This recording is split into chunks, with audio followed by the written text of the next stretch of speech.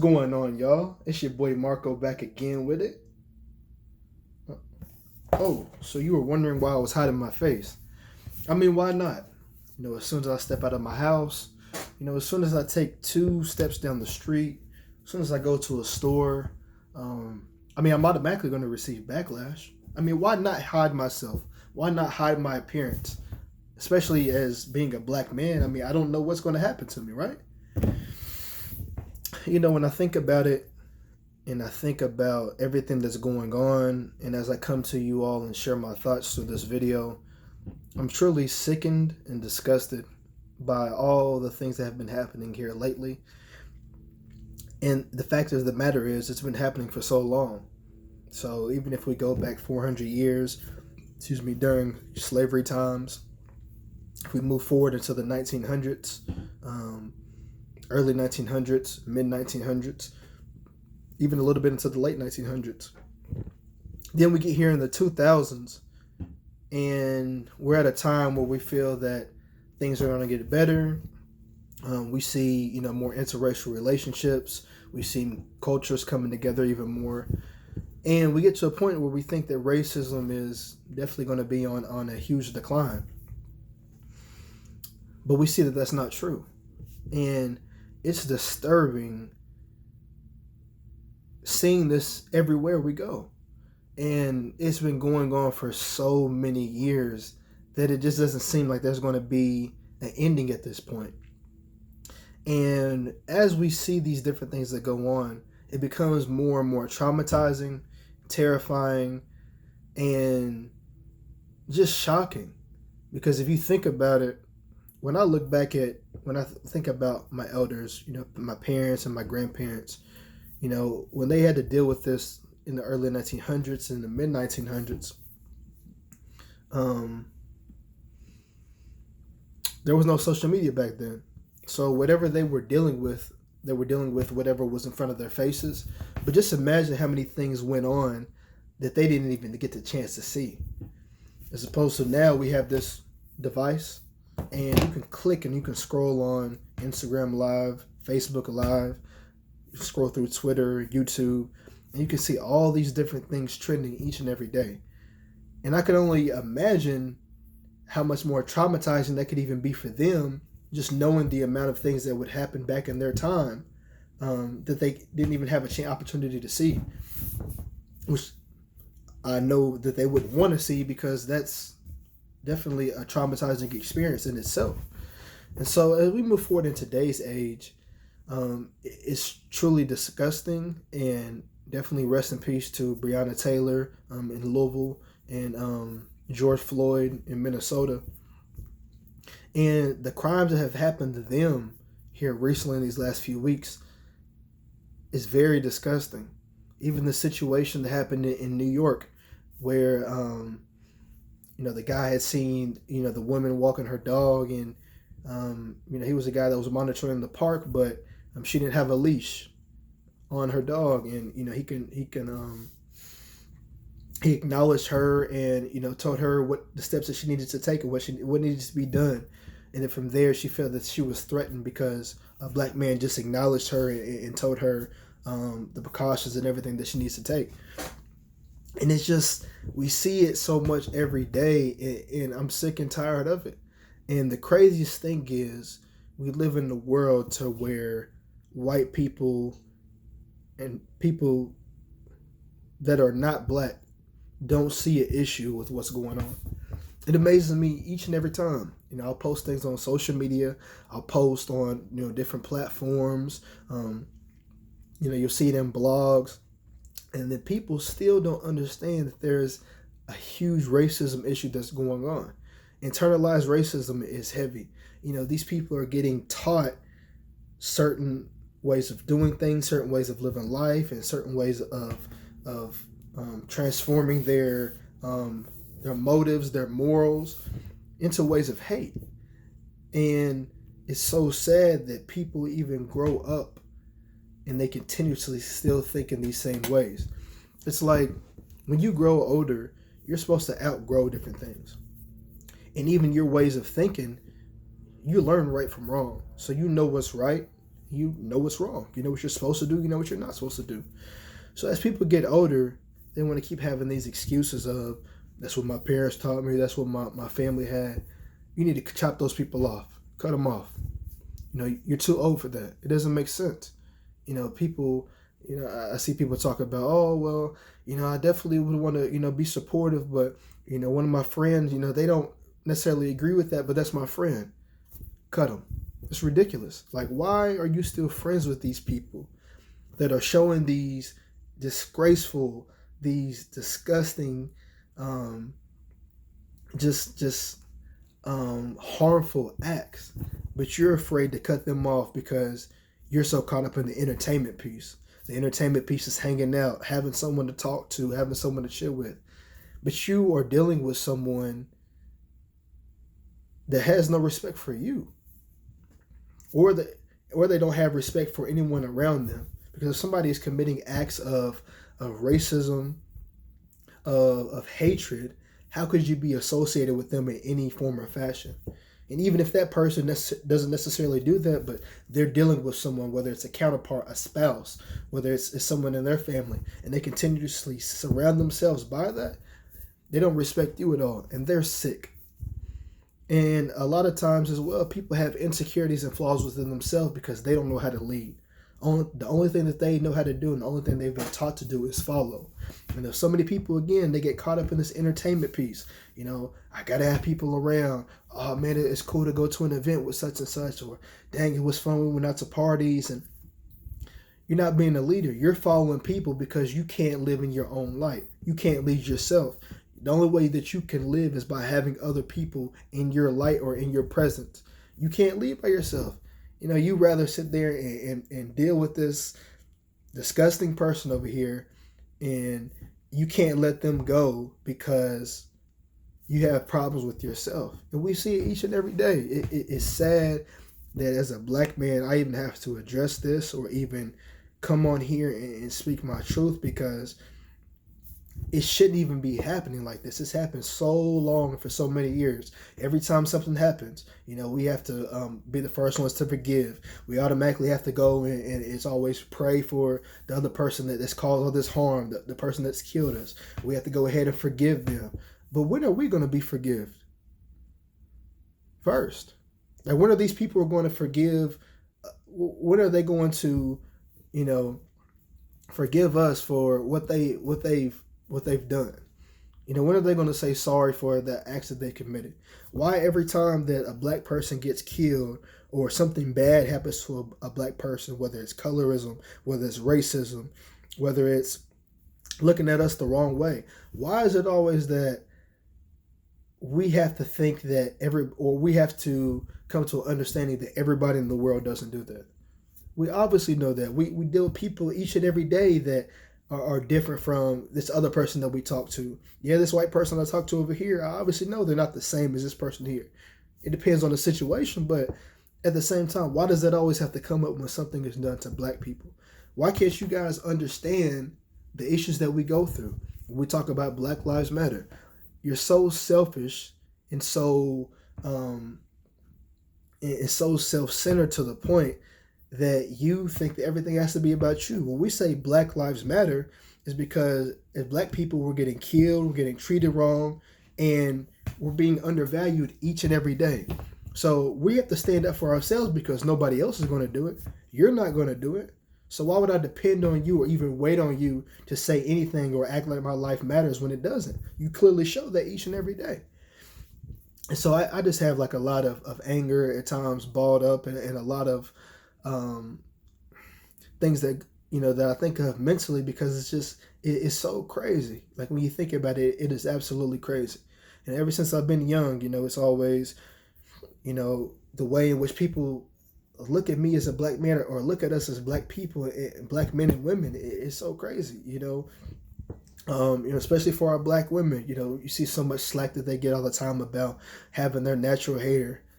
How does that make any sense? Your natural hair, the hair that you're born with, that you have a problem with that? That doesn't make any type of sense. And then if they do anything, if it's the way in which they talk, they're ghetto or they're loud, they're just expressing themselves like any other woman would. but just because of the stereotypes that you all want to portray on us, they're the ratchet black women, or they're uneducated, or they're incompetent. How does that work? Or you go with the stereotypes. When we talk about watermelon, talk about fried chicken. It's always funny, or something that has to be some type of joke that comes along with it. But the thing is, all cultures love fried chicken. All cultures love watermelon. There's a lot that like it even more than we do. I don't like watermelon. I like fried chicken. But the thing is, why does it have to be a racist joke with that? But the thing is black people, the way in which we move, we're educated, we're beautiful, we're smart, we're trendsetters. Like, we, as black people, without us in this world, the world would not be what it is. And when I say the world is in a terrible position now, I'm talking about as far as your entertainment. I'm talking about as far as your education. I'm talking about as far as whatever it is. You know, we set those trends, whether if it's a dance that you want to do, whether it's cooking. You know, without us here, the world is the world might not be as fun. But the thing is, it's just that people are so scared of the value that we have, and people don't want to see us win. And the thing is, we continue to dominate in certain areas, but we can't never get on top because we have too much value. You know, we have too much pride, or, you know, we're too much of a beast. And the way that we move and the way that we are, again, I don't know where the world would be without us. You know, ever since we go back to, 400 years ago in slavery, look at all the things that happened to the slaves back then. Look at all the ways in which our people were treated. You know, we had because we had, the nice frames, or because we had, the strong bodies, and because we had this and that, or the certain mentalities, which we were used for our physical attributes back then. And then, they didn't want to teach us how to read. But when we started to learn those different things, we already knew how powerful we were. But these people, they were shocked by it, because we always persevered and we always got through, just like we're doing now. As a black man, for me, I want to stand on top and get to the top. I'm going to prevail. I'm going to be pushing through. I know that I'm educated. I know that I'm smart. I know the people around me are the same way. I know elders, they have a ton of information, a ton of game that they've given me, and a ton of game they still have. They haven't had the opportunity to implement yet. Just because I'm black doesn't mean that I'm a criminal. When you think of black, that doesn't have anything to do associated with crime. Just because I'm black doesn't mean I'm associated with a felony. Just because I'm black doesn't mean I'm dumb. Just because I'm black doesn't mean I always have to sag my pants. Or just because I'm black doesn't mean that I'm stupid, I'm crazy, or I can't do anything in this world. No, black means power. Black means education. Black means strong mentality. Black means power. Black means greatness. Black means so many different things, I'm proud to be in my skin. I'm proud of my melanin skin. I'm proud to be in my place, and nobody can bring me down because of that. And no, I don't feel ashamed or anything like that because I'm black. I love being who I am. And I know that whenever I leave this earth, my goal is to have left a legacy that could impact my community moving forward. Like I said, our women as well too. We have some of the most powerful women, the most powerful women, in the world. Man, I love supporting our women, because the power in which they have, it definitely gets, slept on. You talk about, I think I seen a study that said the most educated women that have graduated were black women. It's, when you even look at entrepreneurs nowadays, you see so many black women making tons of money, but being very impactful with their businesses. Same way as our black men as well. Leading, making changes, getting into corporate America, getting into these different places, owning our own. We don't need these other people over here that are trying to put us down. We can get there. So we're definitely pushing through and getting through it as a culture. But we're going to start fighting back. You seen the things that happened at Target and in LA. We're tired of it. So, it's just like if somebody keeps hitting you like this constantly, that gets numb. Then it goes to the left side. Then it goes to the right side. You know, you start hurting. You start to feel it. But then you start to learn how to fight back.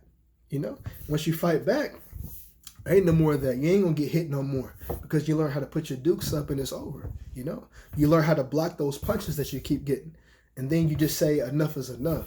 And so, as Black people, we've got to the point that enough is enough, and we've been saying this for years, and we've been pushing through.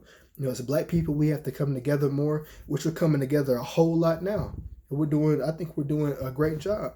But also at the same time, for white people, you all need to start holding your people accountable. And you all need to start standing up and standing out. You know, if you want to be an ally, I don't need to see you to keep posting or you know, putting a little comment here and there. You need to show me, stand on the forefront with us. You know, if it's protesting, get out here and protest with us. You know, if it's multiple issues you see going on, standing for all those. Don't sit here and just, I'm going to post one at the beginning of January that went on. I'm going to wait 5 or 6 months later because it feels uncomfortable. Get as uncomfortable as I am seeing it. You know, really get them, step in my shoes if you want to. Step into these 13s and see how it really feels. You put a hoodie on and run around your neighborhood or run anywhere and see if the cops might get caught on you. See if somebody may look at you funny. Until you come up to them and, oh, they hear how you talking, and it's a wow factor, or they hear your education, and maybe he's not that dumb. He's not that dumb Black person. Nah. See, the thing is, people have been able to do things for so long, and there's been no consequences for it. But consequences are going to start happening.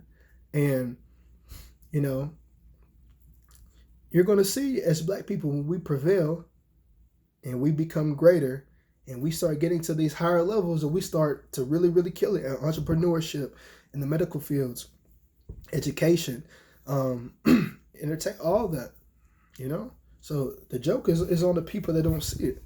But I know for my people, we're going to stand up and be proud. I'm gonna keep doing it until my last days. You know, I can't just sit here and not say nothing or just sit back and just watch the stuff happen. Like, not at all. I'm not going to be one of those people that just go to social media each and every time.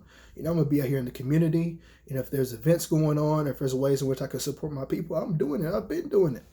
You know, some people just want to wait until things happen.